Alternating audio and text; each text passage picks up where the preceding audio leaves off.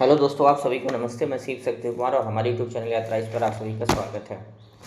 तो हमारा कार्यक्रम अभी जो चल रहा है, अभी 71वीं बीपीएससी के चल रहा है और आई होप आप लोगों का भी तैयारी अच्छा चल रहा होगा, क्योंकि बीपीएससी के एग्जाम का मात्र जो है 1 महीना समय बचा है और इस 1 महीना में ज़्यादा से ज़्यादा रिवीजन करना होगा। साथ में आप लोगों को करंट अफेयर का तैयारी बेहतर तरीक़ा से करना होगा और उसको अधिक से अधिक बार रिवीजन करने का प्रयास करिए। तो हमारा अभी जो कार्यक्रम है, आप जान ही रहे कि मैं एसपीडी को अभी पढ़ाता हूँ। एसपीडी करंट अफेयर पढ़ा रहे हैं और एसपीडी करंट अफेयर में हम क्या करते हैं कि प्रत्येक दिन 50 एमसीक्यू देखते हैं, साथ में उसका एक्सप्लेनेशन भी देखते हैं। तो इस वीडियो में हम क्या करेंगे कि 751 से लेकर 800 तक मेरा जो एमसीक्यू नंबर क्वेश्चन है उसको हम चर्चा करेंगे। तो 750 से 751 से लेकर 800 नंबर तक का क्वेश्चन हम देखेंगे और उसका एक्सप्लेनेशन भी देखेंगे। तो आप लोग इस वीडियो को देखिए, निश्चित तौर पर ये हेल्पफुल होगा आप सभी के लिए। तो चलिए आगे देखते हैं पहला प्रश्न क्या है हमारे समझ। तो देखिए हमारे समझ जो पहला प्रश्न है कि राष्ट्रीय पैरा तैराकी चैंपियनशिप 2024 का आयोजन कहाँ किया गया है। तो राष्ट्रीय पैरा तैराकी चैंपियनशिप 2024 का आयोजन देखेंगे कि पणजी गोवा में किया गया था। इसको याद रखेंगे, गोवा में किया गया है, गोवा के शहर पणजी में किया गया है। और इसमें जो चैंपियंस रहा है, राष्ट्रीय जो पैरा तैराकी चैंपियनशिप का आयोजन गोवा में किया गया था और इसमें जो चैंपियन रहा वो कौन सा राज्य रहा, तो कर्नाटक रहा। इसको भी याद रखिए, कर्नाटक जो है ओवरऑल चैंपियन राज्य रहा है। तो इसको भी याद रखेंगे, कर्नाटक ओवरऑल चैंपियन रहा है और राष्ट्रीय पैरा तैराकी चैंपियनशिप 2024 का आयोजन पणजी गोवा में किया गया है। चलिए अगला प्रश्न देखते हैं। अगला प्रश्न है कि बंगाल की खाड़ी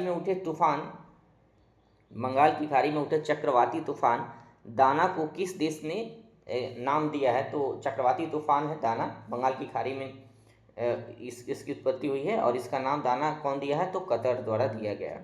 इसका नाम दाना कौन दिया है, कतर द्वारा दिया गया है। तो इसका देखेंगे कतर के द्वारा दिया गया है। अब अगर आप यूपीएससी की तैयारी कर रहे हैं तो आप यूपीएससी के इंटरव्यू बीपीएससी के इंटरव्यू आप देखे होंगे तो बहुत सारा सवाल कभी कभी ये आ जाता है। आप देखे होंगे इंटरव्यू जो दृष्टि आई इस परीक्षा बहुत सारा जो कोचिंग संस्थान के मंच है वहाँ संचालित होते हैं। तो एक सवाल आता है कि, या फिर मेंस में भी एक बार यूपीएससी का प्रश्न आया था कि जो चक्रवात है उसका नामकरण किस तरीका से होता है। खास करके जो हम लोग हिंद महासागर के क्षेत्र और आसपास के क्षेत्र में होने वाले चक्रवातों का नामकरण किस तरीका से होता है, क्योंकि हमारा देश जो है इसी क्षेत्र में है।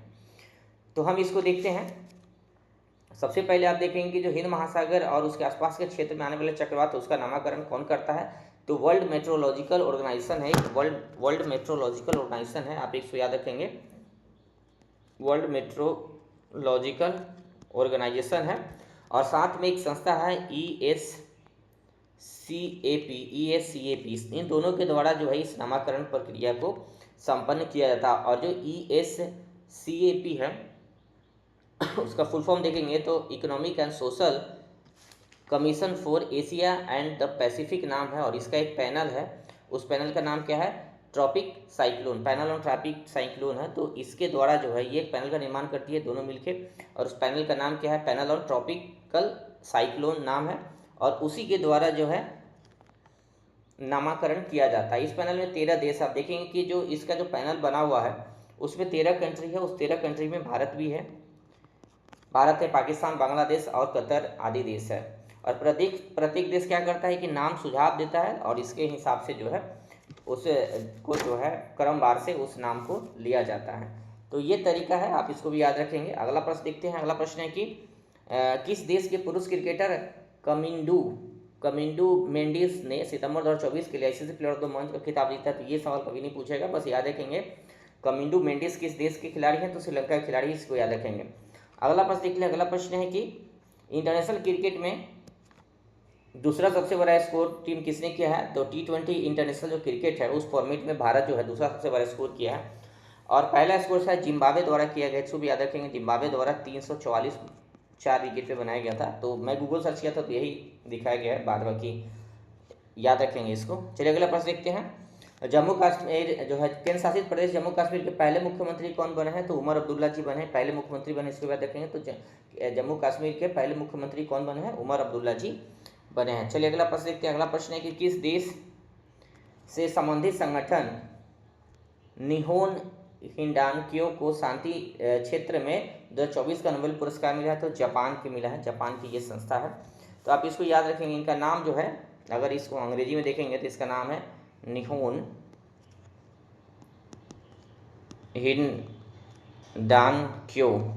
हिंडानक्यो इनका नाम है। तो ये जापान की एक संस्था है और इसको जो है शांति के लिए नोबेल पुरस्कार दिया गया। तो इसको भी याद रखेंगे, इसको जापान की संस्था है, इसको जो है शांति के लिए नोबेल पुरस्कार दिया गया। और ये जो संस्था है ये नागासाकी और हिरोशिमा पर जो परमाणु हमला हुआ था उसके बाद जो लोग बचा था उसके द्वारा संगठन का निर्माण किया गया था। और उसी संगठन का नाम क्या है, निहोन हिडांक्यो। और ये क्या करता है कि पूरे दुनिया में परमाणु हथियार के उन्मूलन के लिए काम करती है। तो इसको 2024 का नोबेल पुरस्कार दिया गया शांति के क्षेत्र में, आप इसको याद रखेंगे। अब नोबेल पुरस्कार के इतिहास देखें। नॉर्वे के जो नॉर्वेजियन नोबेल कमेटी जो है उसी के द्वारा यह प्रदान की जाती है। और यह समिति नॉर्वेजियन नोबेल इंस्टीट्यूट के अंतर्गत कार्य करती है और इसकी नियुक्ति नॉर्वे की संसद द्वारा किया जाता है। और जो प्रत्येक साल 10 दिसंबर को नोबेल शांति पुरस्कार प्रदान किया जाता है, क्योंकि अल्फ्रेड नोबेल जी का जो है जन्म दिवस इसी दिन हुआ था। तो अल्फ्रेड नोबेल का जन्म दिवस जो है 10 दिसंबर है और उसी 10 दिसंबर को जो है शांति का नोबेल पुरस्कार प्रदान किया जाता है। तो इसको याद रखेंगे। और नोबेल पुरस्कार शांति के लिए जो नोबेल पुरस्कार उसको कौन देता है, तो नॉर्वे की संसद एक कमेटी का गठन करता है और उस कमेटी का क्या नाम है, नॉर्वेजियन नोबेल कमेटी, और उसी के द्वारा नामकरण संस्था की जाती है और उसके बाद यह नोबेल का शांति पुरस्कार दिया जाता है। तो इसको याद रखेंगे। तो अगर आप देखते हैं, अगला प्रश्न है कि वर्ल्ड ग्रीन इकोनॉमी फोरम का हाल में आयोजन कहाँ हुआ, तो दुबई के अंदर हुआ। ग्रीन इकोनॉमी का जो है आयोजन वर्ल्ड में कहाँ हुआ, दुबई में हुआ। तो चलिए अगला प्रश्न देखते हैं। अगला प्रश्न है कि ISSF जूनियर 25 मीटर पिस्टल स्पर्धा में भारत के लिए स्वर्ण पदक किसने जीता है, तो दिव्यांशी इनका नाम है। और ISSF जूनियर 25 मीटर पिस्टल स्पर्धा में भारत के लिए स्वर्ण पदक जीती है, उनका नाम क्या है, दिव्यांशी। अगला प्रश्न देखते हैं। अगला प्रश्न है कि पीएम मोदी ने किस राज्य में 4 बायोगैस यूनिट का अनावरण किया है, तो अनावरण असम में किया गया है। असम में 4 बायोगैस यूनिट का अनावरण किया गया, तो इसको भी याद रखेंगे, पीएम मोदी जी द्वारा किया गया है।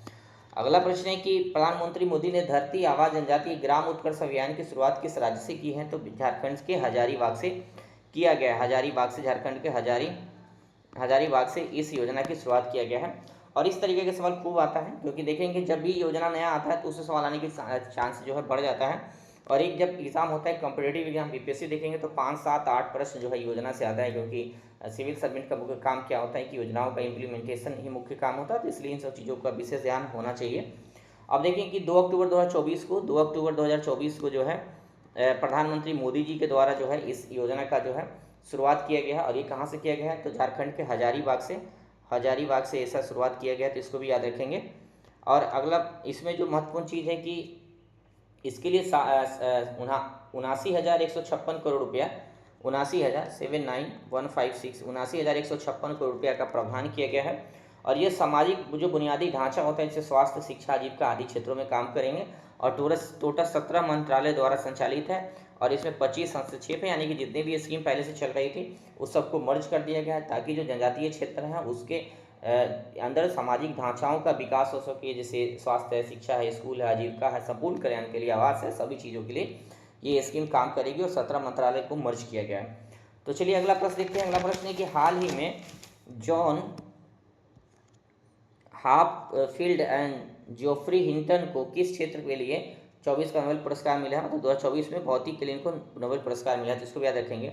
भौतिकी के लिए नोबेल पुरस्कार 2024 किसे मिला है, तो जॉन हॉफील्ड है और जोफ्री हिंटन इनका नाम है। तो जोफ्री हिंटन और जॉन हॉफील्ड को 2024 के लिए भौतिक के क्षेत्र में नोबेल पुरस्कार मिला, तो इसको याद रखेंगे। चलिए अगला प्रश्न देखते हैं। अगला प्रश्न है कि टाटा ट्रस्ट के नए अध्यक्ष के रूप में किसे नियुक्त किया गया है, तो नोएल टाटा इनका नाम है। नोएल टाटा को नए अध्यक्ष बनाया गया। टाटा ट्रस्ट के नए अध्यक्ष कौन बना है, नोएल टाटा। अगला प्रश्न देखते हैं। अगला प्रश्न है कि बिहार के किस जिले में राज्य का दूसरा टाइगर रिजर्व बनाया जा रहा है, तो बिहार के कैमूर जिला में दूसरा राज्य का टाइगर रिजर्व बनाया जा रहा है। पहला जो टाइगर रिजर्व है आप देखें कि वाल्मीकि टाइगर रिजर्व है। वाल्मीकि टाइगर रिजर्व पहला है जो पश्चिम चंपारण में है, और दूसरा जो है कैमूर में टाइगर रिजर्व बनाया जाएगा। टाइगर रिजर्व जब भी बनता है तो इसके लिए एक संस्था है, आपको इसको याद रखेंगे, NTCA, national tiger conservation authority, इससे अनुमोदन लिया जाता है, तो इसको भी याद रखेंगे।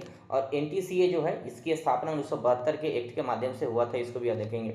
अगर आप UPSC का प्रिपरेशन करेंगे तो आपको NTCA के बारे में और 1972 जो एक फ्लैगशिप एक्ट है इंडिया के अंदर है, उससे बहुत सारे संस्थाओं का निर्माण किया गया है और बहुत बृहद स्तर पर जो है भारत में जीव जंतु का रेगुलेशन किया जाता है, जीव जंतु के जीवन से तो और उसका प्रोटेक्शन किया जाता है, इसलिए 1972 के एक्ट को आपको पढ़ना पड़ेगा। तो यहाँ फिलहाल ये याद रखेंगे कि जो बिहार राज्य है उसका दूसरा टाइगर रिजर्व घोषित बनाया जाएगा, कहाँ, कैमूर के अंदर बनाया जाएगा। पहला वाल्मीकि नगर टाइगर रिजर्व है जो पश्चिम चंपारण जिला में है बिहार के। चलिए अगला प्रश्न देखते हैं। अगला प्रश्न देखेंगे तो अगला प्रश्न है कि अंतर्राष्ट्रीय ऊर्जा एजेंसी है, एक संस्था है, और अंतर्राष्ट्रीय ऊर्जा एजेंसी के द्वारा क्या हुआ है कि एजेंसी के लिए किस आईआईटी के साथ सहयोग किया गया था क्लीन एनर्जी के लिए। जैसे अंतर्राष्ट्रीय ऊर्जा एजेंसी जो है क्लीन एनर्जी के लिए किस आईआईटी के साथ सहयोग किया है, तो आईआईटी दिल्ली, आप इसको याद रखेंगे।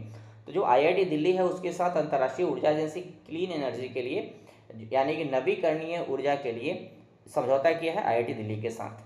अब यहाँ देखेंगे कि जो इंटरनेशनल एनर्जी एजेंसी है, इंटरनेशनल एनर्जी एजेंसी है, अंतर्राष्ट्रीय ऊर्जा एजेंसी है, इस पे सवाल यूपीएससी कई बार पूछा है, तो आप इसके बारे में भी याद रखेंगे थोड़ा, क्योंकि इसका जो एक रिपोर्ट आता है वर्ल्ड एनर्जी आउटलुक रिपोर्ट, आप इसको देखेंगे, एक रिपोर्ट है वर्ल्ड एनर्जी आउटलुक, एक रिपोर्ट आता है ये, इसके द्वारा प्रकाशित होता है और अंतर्राष्ट्रीय स्तर पे ऊर्जाओं को जो देखता है कि किस राज्य, किस देश में ऊर्जा की क्या स्थिति है, कहाँ नवीकरणीय ऊर्जाओं का क्या कंडीशन है। तो ये रिपोर्ट पर यूपीएससी पूछा है। तो इस संस्था के बारे में थोड़ा जान जाते हैं कि जो इंटरनेशनल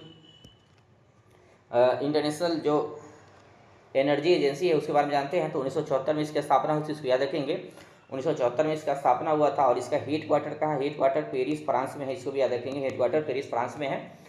कुल 31 देश है और भारत जो है इसका मेंबर नहीं है। इसका देखेंगे सदस्य संख्या कितनी है, कुल 31 है और भारत इसका मेंबर नहीं है, यानी कि पूर्ण सदस्य नहीं है भारत। तो आप इसको भी याद रखेंगे कि अंतर्राष्ट्रीय ऊर्जा एजेंसी का भारत मेंबर नहीं है, भारत जो है पूर्ण मेंबर नहीं है, एसोसिएट देश है भारत, इसका एसोसिएट मेंबर है। चलिए आगे देखते हैं, अगला प्रश्न है। अगला प्रश्न इसमें एक प्रश्न है कि इसके द्वारा जो रिपोर्ट जारी की जाती है, अंतर्राष्ट्रीय ऊर्जा एजेंसी के द्वारा रिपोर्ट जारी की जाती है, तो उसमें से एक रिपोर्ट तो हम देख लीजिए वर्ल्ड एनर्जी आउटलुक रिपोर्ट है। दूसरा रिपोर्ट है कि ऑयल मार्केट रिपोर्ट है, किसका, ऑयल मार्केट जो है मार्केट रिपोर्ट जारी करता है। और तीसरा जो रिपोर्ट है इसके द्वारा कि इनर्जी इफिशियंसी रिपोर्ट भी जारी करता है, तो एक इनर्जी इफिशियंसी रिपोर्ट इसके द्वारा जारी किया जाता है, इसको भी याद रखेंगे। और चौथा जो रिपोर्ट आती है वर्ल्ड एनर्जी इन्वेस्टमेंट रिपोर्ट, तो इसके द्वारा एक रिपोर्ट जारी होती है वर्ल्ड एनर्जी इन्वेस्टमेंट रिपोर्ट, तो इसको भी याद रखेंगे। तो ये 4 महत्वपूर्ण रिपोर्ट है जो अंतर्राष्ट्रीय ऊर्जा एजेंसी के द्वारा जारी किया जाता है।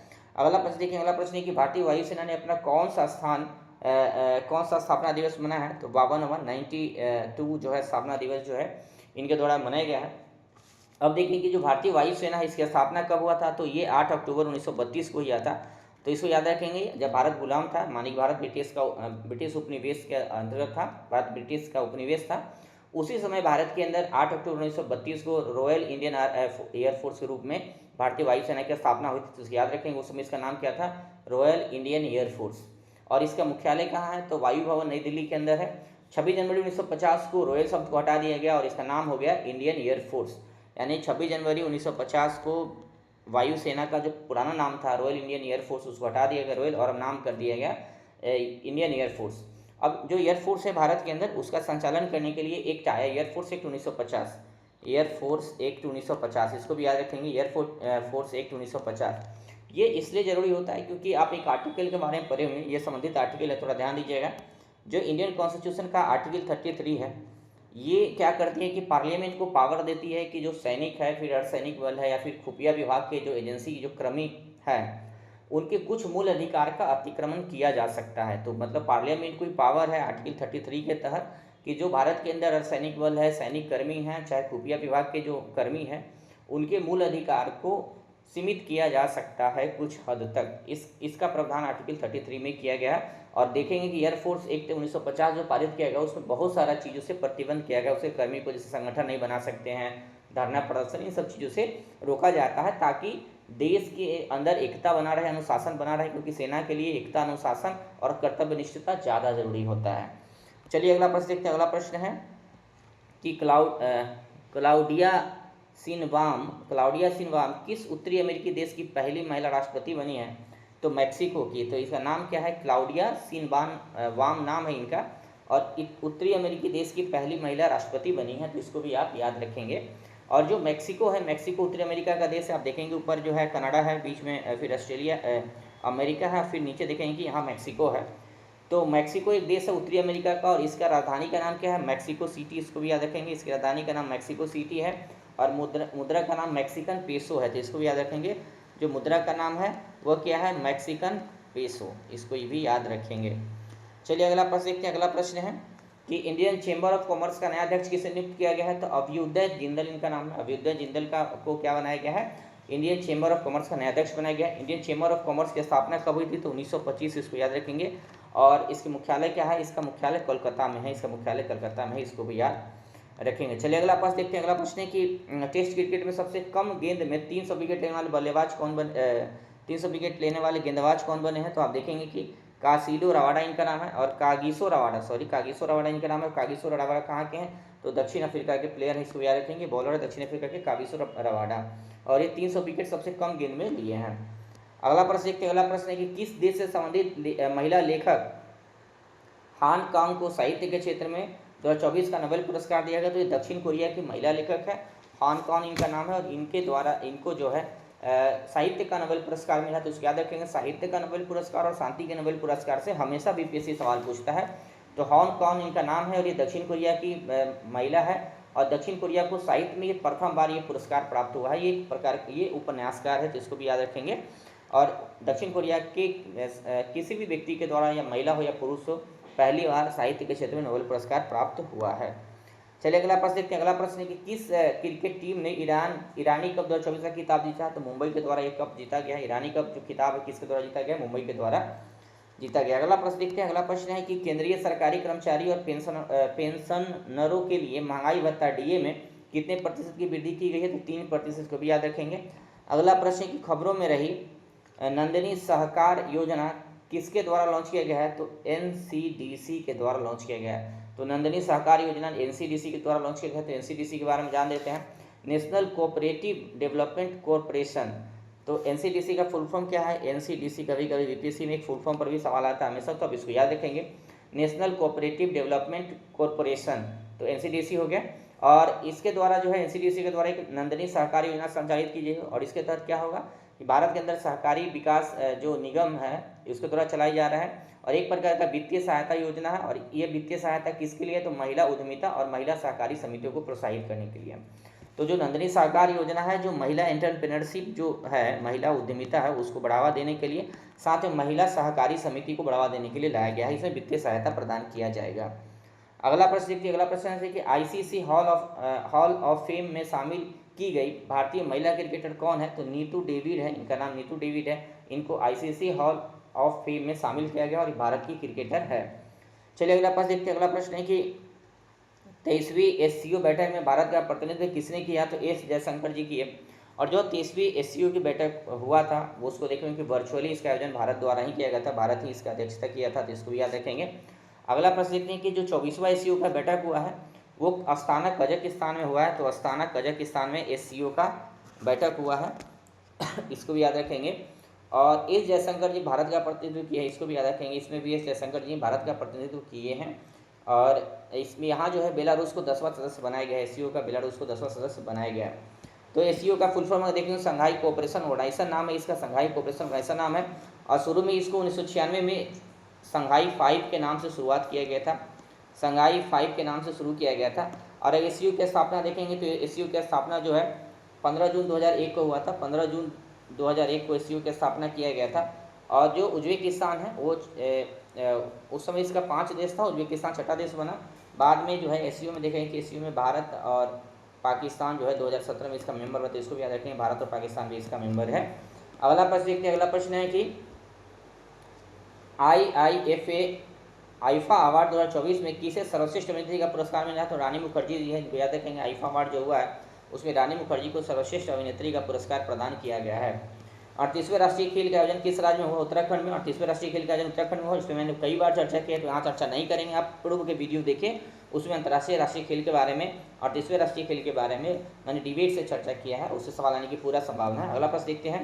अगला प्रश्न है कि डेविड वेकर, डेमिस हासाविस और जॉन एम जम्पर को किस क्षेत्र में वर्ष 2024 का नोबेल पुरस्कार दिया गया? तो रसायन के क्षेत्र में। इसको याद रखेंगे, रसायन के क्षेत्र में 3 व्यक्ति को नोबेल पुरस्कार दिया गया। उनका नाम है डेविड वेकर, डेमिस हासाविस और जॉन एम जम्पर, 3 व्यक्ति को दिया गया, तो इसको भी याद रखेंगे। अगला प्रश्न देखते हैं। अगला प्रश्न है कि पीएम मोदी ने हाल ही में इंडियन इंस्टीट्यूट ऑफ स्किल का उद्घाटन कहाँ किया है? तो मुंबई में इंडियन इंस्टीट्यूट ऑफ स्किल का उद्घाटन कहाँ किया गया? बॉम्बे में किया गया, मोदी जी द्वारा किया गया। अगला प्रश्न देखते हैं। अगला प्रश्न है कि 21वें आसियान भारत शिखर सम्मेलन का आयोजन कहाँ किया है? तो लाओस में किया गया। 21वें इंडोनेशिया का शायद शहर है लाओस, सॉरी गलत हो भी सकता है। तो 21वें आसियान जो शिखर सम्मेलन है, तो यहाँ बताना चाहेंगे कि जो लाओस है, लाओस एक स्वयं में दक्षिण पूर्व एशियाई कंट्री है लाओस, और ये भूमि जो स्थलबद्ध कंट्री है, स्थल से घिरा हुआ कंट्री है, तो इसको भी याद रखेंगे। तो 21वें आसियान भारत शिखर सम्मेलन का आयोजन कहाँ किया गया? लाओस के अंदर किया गया है, इसको याद रखेंगे। लाओस के अंदर किया गया। लाओस एक देश है, तो हम ये यहाँ अपने गलती को स्वीकारना चाहेंगे, लाओस एक देश का नाम है।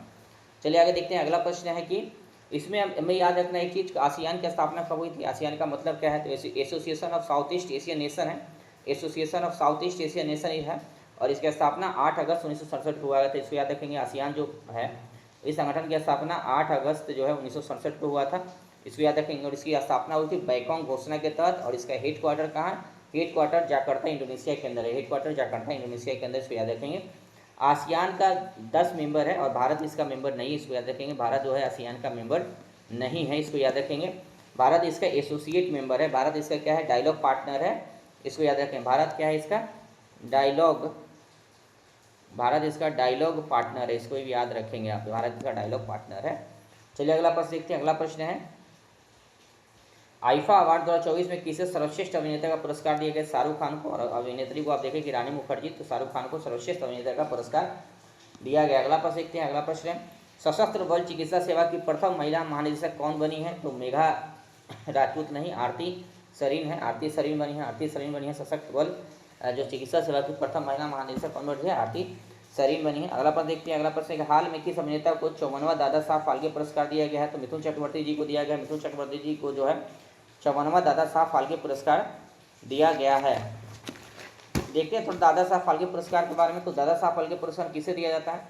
जो भारत के सिनेमा जगत का सर्वोच्च सम्मान है, और फिल्म के क्षेत्र में आजीवन योगदान देने के लिए दिया जाता है। और इसकी स्थापना कब किया गया था? 1969 के अंदर किया गया था, 1969 के अंदर किया गया था। और संस्थापक भारत सरकार का जो सूचना एवं प्रसारण मंत्रालय उसके द्वारा ही किया गया था। और पहला जो दिया गया पुरस्कार देवकी रानी को दिया गया था, पहला पुरस्कार देवकी रानी को दिया गया। अभी 54वां पुरस्कार किसको दिया गया? मिथुन चक्रवर्ती जी को दिया गया है। अगला प्रश्न देखते हैं। अगला प्रश्न है, तो हमारे समझ जो अगला प्रश्न है, अगला प्रश्न है कि जो ग्लोबल इनोवेशन इंडेक्स 2024 में भारत को दुनिया में कौन सा स्थान प्राप्त हुआ? तो देखेंगे 133 की सूची में भारत 39वें स्थान पे है। तो एक सवाल आता है कि ग्लोबल इनोवेशन इंडेक्स 2024 को जारी कौन करता है? तो आप इसको याद रखें। पहला तो कि ये जो ग्लोबल इनोवेशन इंडेक्स है उसको जारी कौन करता है? तो बीपो एक करती है। बीपो एक संगठन है, world intellectual property right organisation एक संगठन है बीपो। तो बीपो के द्वारा ही प्रत्येक साल ग्लोबल इनोवेशन इंडेक्स जारी किया जाता है। और इसमें पहले स्थान पे कौन है? तो पहले स्थान पे देखेंगे कि स्विट्जरलैंड है, इसको भी याद रखेंगे। स्विट्जरलैंड पहले स्थान पे कंट्री है, तो स्विट्जरलैंड पहले स्थान पे देश है। भारत का 39वां रैंक है, तो इसको आप याद रखेंगे। चलिए अगला प्रश्न देखते हैं। अगला प्रश्न है कि बीसीआई किसे जो है बीसीसीआई जो है किसे एंटी करप्शन यूनिट का न्यायाधीश बनाया? तो शरद कुमार जी को बीसीसीआई जो है एंटी करप्शन यूनिट का न्यायाधीश बनाया है। अगला प्रश्न देखते हैं। अगला प्रश्न है कि पीएम मोदी ने कहाँ बंजारा विरासत संग्रहालय का उद्घाटन किया है? तो महाराष्ट्र के अंदर। तो बंजारा विरासत संग्रहालय कहाँ बनाया जा रहा है? तो महाराष्ट्र में, इसको याद रखेंगे। बंजारा विरासत संग्रहालय महाराष्ट्र में बनाया जा रहा है। अगला प्रश्न है कि वर्ल्ड एथलेटिक्स कॉन्टिनेंटल टूर में किस भारतीय ने स्वर्ण पदक जीता है? तो गुरवीर सिंह इनका नाम है। गुरवीर सिंह जी द्वारा क्या किया गया है कि वर्ल्ड एथलेटिक कॉन्टिनेंटल टूर में स्वर्ण पदक जीता गया है, तो उसको याद रखेंगे, स्वर्ण पदक जीते हैं। चलिए अगला प्रश्न है कि टेस्ट क्रिकेट में 300 टेस्ट विकेट लेने वाले पहले भारतीय बाएं हाथ में कौन स्पिनर बन गए? रविंद्र जडेजा जी है, जो टेस्ट क्रिकेट में 300 विकेट लिए हैं, 300 विकेट लिए हैं रविंद्र जडेजा। अगला प्रश्न है कि शिगेरू इशिबा किस एशियाई देश के नए प्रधानमंत्री बने हैं? तो शिगेरू इशिबा इनका नाम है, शिगेरू इशिबा याद रखेंगे। और शिगेरू इशिबा कहाँ के बने हैं? तो आप देखेंगे कि ये जापान के बने हैं, तो जापान के प्रधानमंत्री इनको बनाए गए, इसको भी याद रखेंगे। अगला प्रश्न देखते हैं। अगला प्रश्न है कि मिस यूनिवर्स 2024 का खिताब किसने जीता है? तो रिया सिंघा द्वारा जीता गया। तो रिया सिंघा मिस यूनिवर्स इंडिया 2024 का खिताब जीती, इसको याद रखेंगे, रिया सिंघा इनका नाम है। अगला प्रश्न देखते हैं। अगला प्रश्न है कि वायुसेना की अगला उप प्रमुख किसे नियुक्त किया जाएगा? तो एसपी धारकर जी इनका नाम है, एसपी धारकर जी को वायुसेना के अगला उप प्रमुख नियुक्त किया जाएगा। अगला प्रश्न देखते हैं। अगला प्रश्न है कि किस केंद्रीय मंत्री ने वेब पोर्टल परिधि 24x25 AI टैक्सोनॉमी ई बुक लॉन्च किया है? तो गिरिराज सिंह जी है, और गिरिराज सिंह जी बिहार के बेगूसराय से सांसद है, तो इनके बारे में आप जरूर देखेंगे, क्योंकि बीपीएससी में आता है इस तरीके का सवाल कि बिहार से कौन से मंत्रालय को धारण करते हैं। चलिए अगला प्रश्न देखते हैं। अगला प्रश्न देखेंगे। अगला प्रश्न है कि हरिणी अमर सूर्या किस पड़ोसी देश के नए प्रधानमंत्री बने हैं? तो आप देखेंगे कि श्रीलंका है, तो इसको याद रखेंगे हरिनी अमर सूर्या इनका नाम है, हरिनी अमर सूर्या नाम है और श्रीलंका के प्रधानमंत्री बने। अगला प्रश्न देखते हैं। अगला प्रश्न है कि किस क्रिकेट टीम ने दिलीप ट्रॉफी 2024 का खिताब जीता है? तो इंडिया ए टीम के द्वारा दिलीप ट्रॉफी 2024 का खिताब जीता गया। इंडिया ए द्वारा दिलीप ट्रॉफी 24 का खिताब जीता गया। अगला प्रश्न देखते हैं। राष्ट्रीय समुद्री विरासत परिसर कहाँ बनाया जा रहा है? गुजरात में। इसका देखें राष्ट्रीय समुद्री विरासत परिसर कहाँ बनाया जा रहा है? राष्ट्रीय समुद्री विरासत परिसर कहाँ बनाया है? गुजरात में। और इसका कारण क्या है कि लोथल के बारे में आप जानते होंगे, हड़प्पा सभ्यता का महत्वपूर्ण बंदरगाह कहाँ है? गुजरात के अंदर है। अगला प्रश्न देखेंगे। अगला प्रश्न है कि एशियाई टेबल टेनिस महिला चैंपियनशिप 2024 में कांस्य पदक किसने जीता है? तो भारत देश ने जीता है। भारत ने है जो कांस्य पदक जीता है। एशियाई टेबल टेनिस चैंपियन महिला चैंपियंस ट्रॉफी में भारत ने कांस्य पदक जीता है। अगला प्रश्न है कि भारत ने क्रूज पर्यटन को बढ़ावा देने के लिए कौन सा मिशन लॉन्च किया है? तो देखेंगे कि क्रूज भारत मिशन लॉन्च किया गया। भारत के अंदर क्या लॉन्च किया गया है? क्रूज भारत मिशन लॉन्च किया गया। Cruise Bharat mission Bharat launch किया है क्रूज पर्यटन को बढ़ावा देने के लिए। अगला प्रश्न है कि अभ्यास कजिन भारत और किस देश के? तो कजाकिस्तान। इसका देखेंगे अभ्यास कजिन जो है भारत और कजाकिस्तान के बीच में सैन्य अभ्यास है। भारत और कजाकिस्तान के बीच अभ्यास कजिन मनाया जाता है, अभ्यास किया जाता है। अगला देखेंगे कि हाल ही में किस राज्य ने उपस्थिति पोर्टल लॉन्च किया है? तो झारखंड द्वारा उपस्थिति पोर्टल लॉन्च किया गया। झारखंड के द्वारा उपस्थिति पोर्टल लॉन्च किया गया है। चलिए अगला प्रश्न देखते हैं। अगला प्रश्न है कि संघ लोक सेवा आयोग के नए अध्यक्ष कौन बने हैं?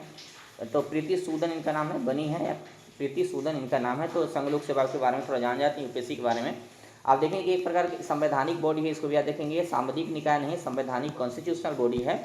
और आर्टिकल 315 से लेकर 323, आर्टिकल 315 से लेकर 323 यूपीएससी के बारे में, संघ लोक सेवा आयोग के बारे में हमें बताता है। संघ लोक सेवा आयोग की स्थापना 26 जनवरी 1950 को हुई थी। इसको याद रखें। यूपीएससी की स्थापना कब हुई थी? 26 जनवरी 1950 की हुई थी। और यूपीएससी के अध्यक्ष और इसके सदस्यों की नियुक्ति कौन करते हैं? तो यूपीएससी के अध्यक्ष और सदस्यों की नियुक्ति राष्ट्रपति के द्वारा किया जाता है। राष्ट्रपति के द्वारा किया जाता है, इसको याद रखेंगे। अगला प्रश्न है किस एयरपोर्ट का नाम जगत गुरु संत तुकाराम महाराज के नाम पर रखा गया है? तो पुणे एयरपोर्ट का नाम रखा गया। पुणे एयरपोर्ट का नाम क्या रखा गया है? जगत गुरु संत तुकाराम महाराज के नाम पे रखा गया है। तो ये हमारा आज का वीडियो था। आज का हम करंट अफेयर लेकर आप सभी के साथ प्रस्तुत हुए थे। आप बीपीएससी 71वीं बीपीएससी के लिए निश्चित तौर पर इस वीडियो को देखें, बारंबार देखें, ये काफ़ी महत्वपूर्ण साबित होगा। Thank you. चलिए तो अगले वीडियो के साथ फिर मिलते हैं। Thank you for watching me. Please share my channel, subscribe my channel. Thank you.